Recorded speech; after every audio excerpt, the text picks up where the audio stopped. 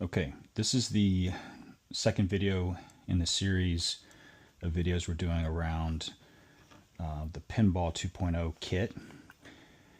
And there are going to be some additional modifications you need to make to the playfield before we do the mechanical assembly. Now these modifications, they're not specific to the kit. These are the same modifications that you would do for any new playfield that you buy that has a clear coat. For instance, if you're doing a restoration of an old machine and you're doing a playfield swap, this new playfield for an old playfield, you would still have to do these modifications. And specifically, we're talking about drilling pilot holes for our screw posts. But more important than that, we need to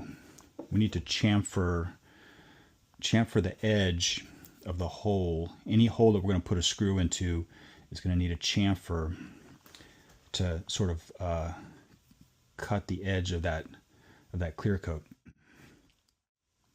Okay, now the reason we want to put a chamfer here is that anytime we screw into the playfield with one of these wood screw things,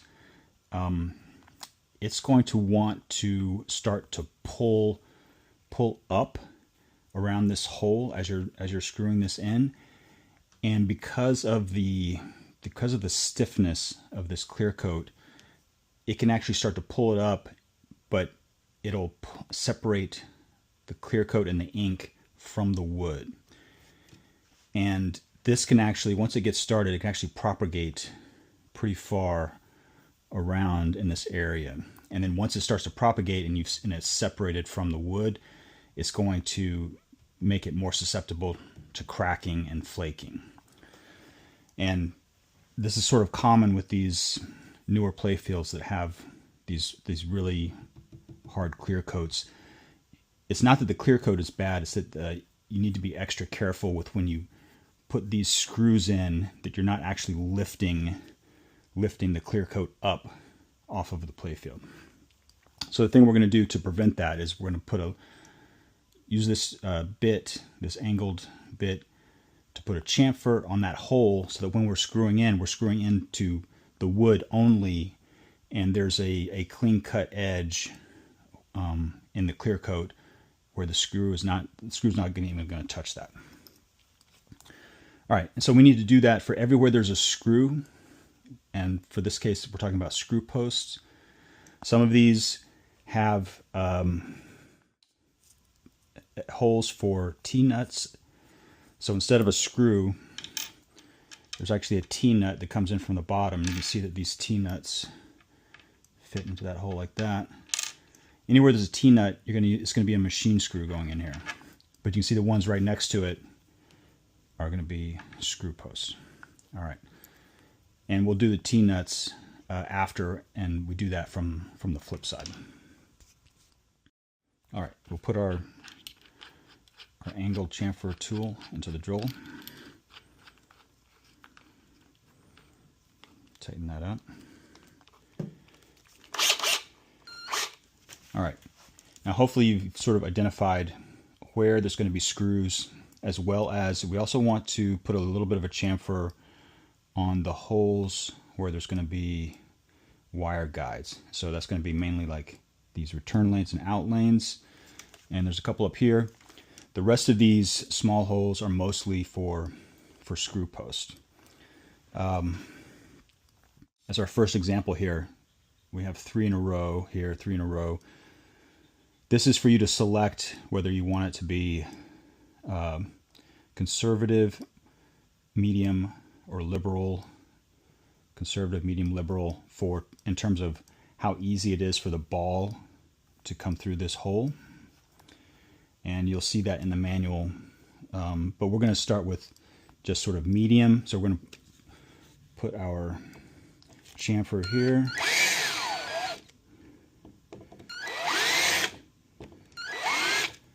We want our chamfer to be the same diameter as our screw, so that when this thing goes in, it's not going to touch the clear coat. All right, so that's about how big you want it for that. Now we're also going to chamfer the holes where our wire forms go, like this one and this one, but we're not going to go quite as deep. We want to go deep enough. This is like 3/32, 0.093. We're going to go in just enough to clear that diameter. All right, like that. All right, so not nearly as aggressive as this one here. All right, that's what it looks like up close. I'm going to change the perspective. We're going to start to drill, chamfer all of these holes. All right, we're just going to continue to work our way through all of these. Again, we want something, we want an opening that's roughly the size of this number 6 wood screw. Okay, this is for a T-nut. We've got wire forms here, so we'll put a small chamfer here, another small one here, a small one here. We're also going to come back with a drill bit and open this up just a little bit, and that will also help keep the drill from pulling up the clear coat. All right, I'm going to skip these because I don't like that wire form at the bottom. This is a screw post here.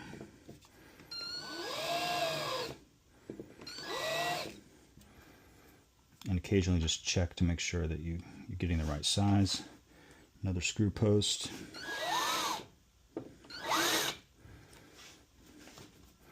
All right, these are wire forms, so it's a little bit smaller.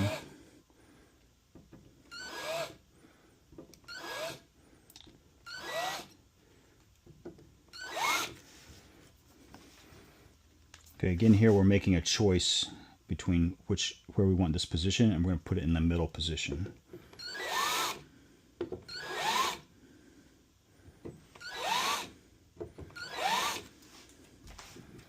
Okay, I'm going to continue to do that for the entire play field, and then we'll come back and we'll drill our pilot holes. Okay, so I put chamfers on all of the holes where there's a number 6 screw. Now there's also going to be some areas, most play fields have some of these little mini posts. Some of the mini posts have machine base and will go into a T-nut. This particular kind is going to go into some of these slightly bigger holes. This is another area where we actually need to be really careful, because this screw could actually start to lift up the playfield ink and clear coat in a really sensitive area. So also very important to chamfer this, and you're going to want to do the chamfer that's similar to how we opened it up to the size of the screw. You want to open this up. It's going to be slightly bigger. We want to open it up to the same size as this screw, which is like a number 10. This is number 10 wood screw. So you want to open it up about that much. For this particular one, we're also going to be putting a washer, so when this sits down, it'll sit like that. Okay. Now on this play field, there's like 4 locations where we have this type of screw. Just want to open that up, and obviously you're not going to see that when it's done. There's one here near the spinner.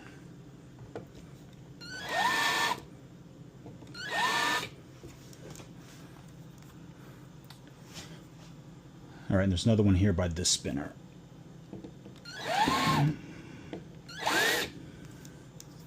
Okay. So that looks pretty good. So we have 4 locations for this type of mini post that has the wood screw. Okay, now while we have our chamfer tool out, there are some specific locations where there's a number 8 T-nut that comes in from the bottom. In this particular case, this T-nut is just slightly bigger than what this hole was drilled out for. And so what we're going to do, similar thing, we're going to drill it out But before we drill it, we're going to chamfer it so that the drill doesn't try to pull the playfield up, or the clear coat up. So we're going to chamfer these as well. And there's like 2 locations for this gate. This is for the arch, arch, arch, and then the other gate over here. So we're going to chamfer these.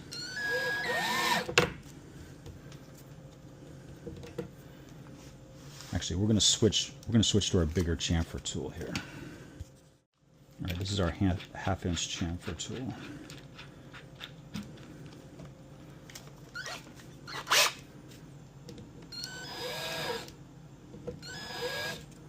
Okay, this is just so that when we come back to drill it, we don't want to accidentally lift up the clear coat.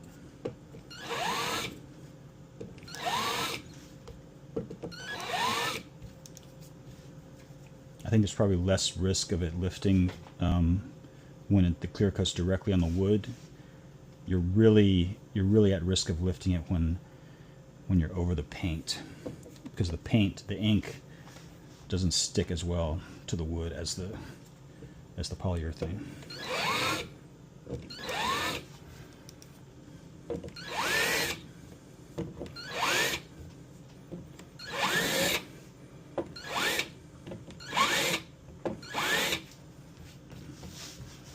Okay, so we're going to drill those out later after we drill out the other ones. Okay, now we're going to drill our pilot holes for our number 6 screw post, and we can see this drill. This is a number 43 size drill bit, and you can see that it gets pretty good clearance on the body of that screw, but the threads are going to still hold really well. All right, so this is the drill bit we're going to use. We want to hit all of the positions where we had done our chamfer. Looks like I missed 2, so I'm going to come back and get those. But let's start and let's go hole by hole here.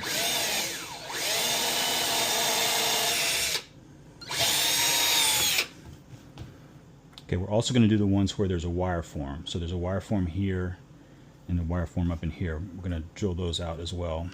And the wire form is 3/32, and this is still smaller than 3/32.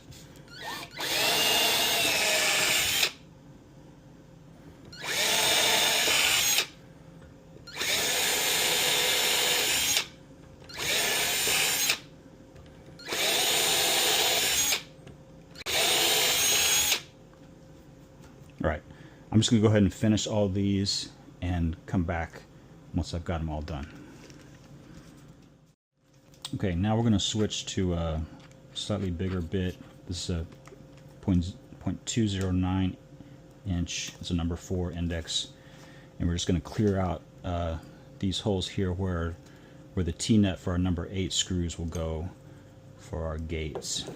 All right. It's only slightly off, but we don't want to have to hammer it and then mess up the wood when we do that.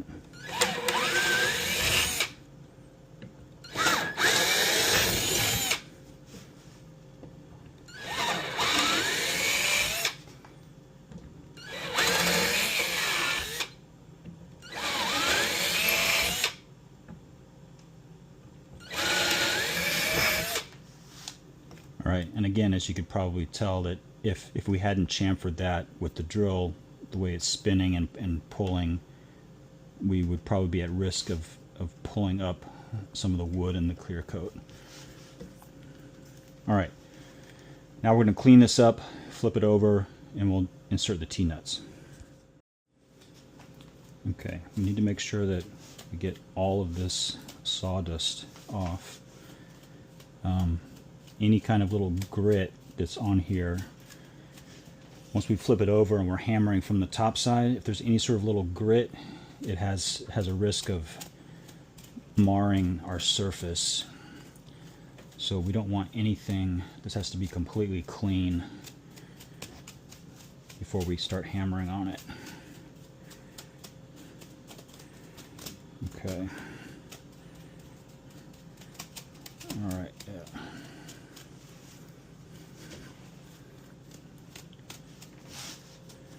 Okay, All right, that's pretty clean.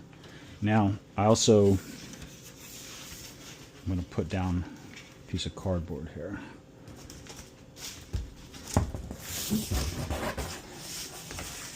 This cardboard will also help protect the surface a little bit. All right, now we're flipping it with the face down onto here like this. All right, now we're going to get our T-nuts and we're going to place them on here and then hammer those in. Okay, so we've got like standard hammer. We've got our T-nuts. We have number 6 for, so number 632 for our machine screw playfield screw posts. And then up top we have, this is an 832 for the locations that have the gate and the posts that hold the arch in place. All right, so first thing I'm going to do is we'll just sort of place these in here. We want to make sure that we have the right amount. So there's a couple on these slings. And the reason they would put a screw post here instead, a machine screw with a T-nut instead of a wood screw post is that the flippers, these are going to get really a lot of damage if they were just regular screw post.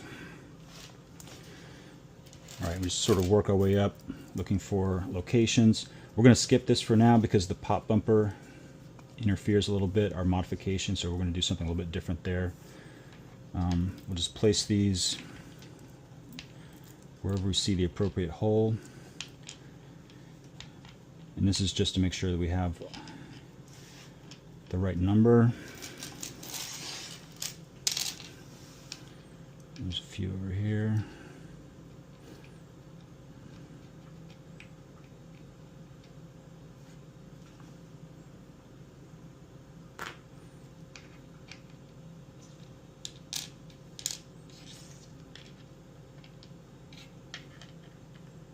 Okay.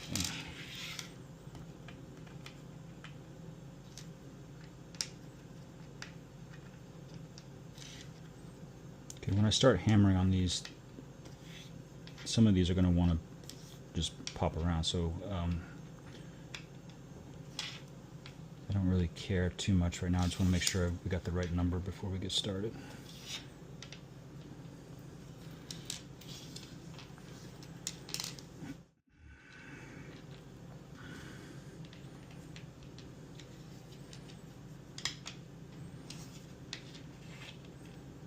Okay.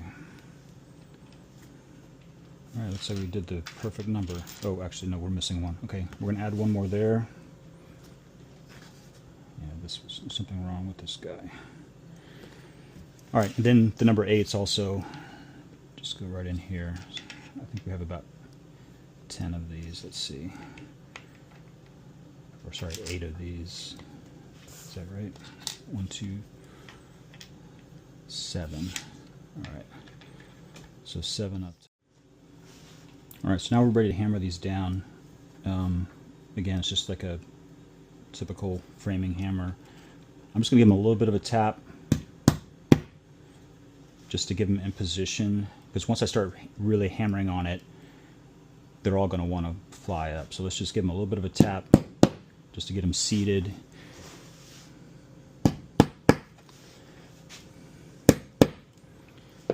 All right, there's certain locations where you may want to turn this because you don't want the knife edge of that T-nut to be right next to a feature. So you want to turn that so it's in the wood. That way it'll hold a little bit better. And again, this cardboard is helping to protect the bottom side as we hammer.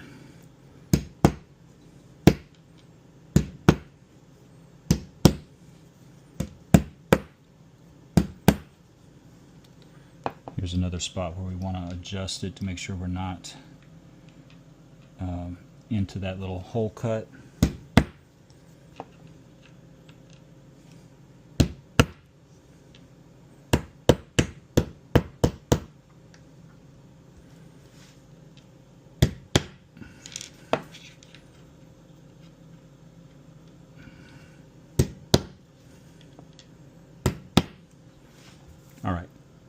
I'm just going to go ahead and get those seated, and then we'll start really hammering on it. All right, now we're going to really hammer it in. I usually wear some ear protection for this step because it's going to get really loud.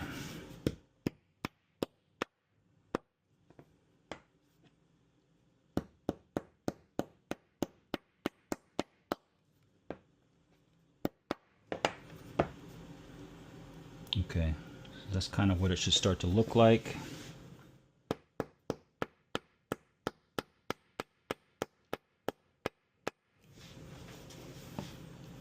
You can see there's like a little bit of a twist happening as it goes in.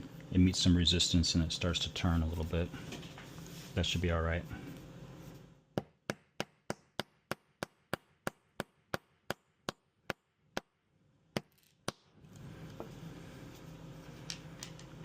All right, I'm going to work my way through, do all of these, and then we'll come back to those. Okay, this one right here, where they've made an inset, my guess is that that's to accommodate something that is flush on the bottom. So probably this saucer has a kicker. So my guess is that the mech needs to be in this area, and then having this stick up doesn't make it work. So for this, to get this hammer, I'm using this little standoff extension.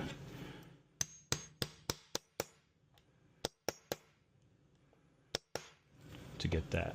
Okay. All right. Now these number 8s, same thing.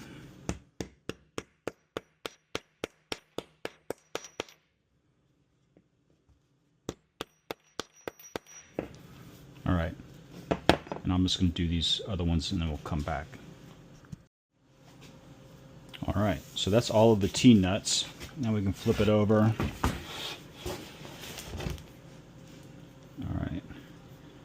Everything still looks good, no damage. All right, so that's going to be it for the second video. The next video in the series, the third video, we're going to put this into a rotisserie, and then we'll start. Usually I start by doing the posts and then some of the side rails. And then move on to the mechs on the bottom side. All right. Thank you for watching.